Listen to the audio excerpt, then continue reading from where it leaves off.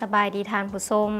ยินดีต้อนรับทุกท่านเข้าสู่การรายงานพยากรณ์อากาศที่ห้องข่าวกรมอุตุนิยมและอุทกศาสตร์สำหรับสภาพอากาศอยู่ในมื้อนี้แม้จะยังมีฝนตกฟ้าร้องฟ้าเหลืองในระดับคออยู่ทั่วไปอยู่ในแต่ละภาคต่อไปเรามาติดตามเมืองแผนที่อากาศนำกันเลยห้องความกดดันอากาศต่ำหรือว่าห้องฝนยังสืบต่อผาดผ่านอยู่ทั้งภาคเหนือของประเทศลาวสมทบกับลมมรสุมตะวันตกเฉียงใต้พัดปกคลุมโดยกำลังอ่อนซึ่งจะเห็นให้มีฝนตกฟ้าร้องฟ้าเหลืองในระดับคออยู่ทั่วไปอยู่ในแต่ละภาคและจะตกปานกลางอยู่ทั้งแขวงภาคเหนือด้านตะวันออกลงหาภาคกลางและภาคใต้พร้อมมีลมพัดแรงอยู่บางท้องถิ่นต่อไปเรามาติดตามเบิ่งสภาพอากาศอยู่ในแต่ละภาคนำกันเลยภาคเหนือด้านตะวันออกยังจะมีฝนตกฟ้าร้องฟ้าเหลืองในระดับคออยู่ทั่วไปและจะตกปานกลางอยู่บางท้องถิ่นพร้อมมีลมพัดแรงเป็นบางโอกาสเนื้อที่การปกคลุมของฝนเท่ากับ40ส่วนร้อยของภาคอุณหภูมิอยู่ในระหว่าง16-32องศา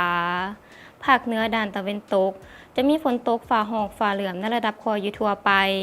และตกปานกลางอยู่บางท้องถิ่นพร้อมมีลมพัดแรงเป็นบางโอกาสเนื้อที่การปกคลุมของฝนเท่ากับ50ส่วนร้อยของภาค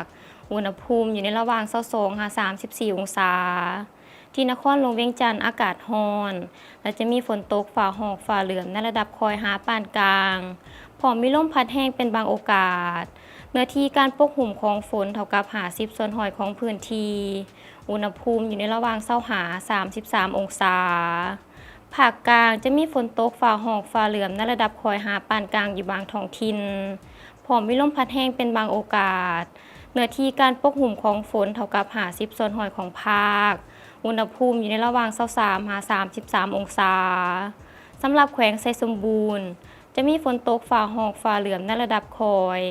เนื้อที่การปกคลุมของฝนเท่ากับ50ส่วนร้อยของพื้นที่อุณหภูมิอยู่ในระหว่าง19-30องศา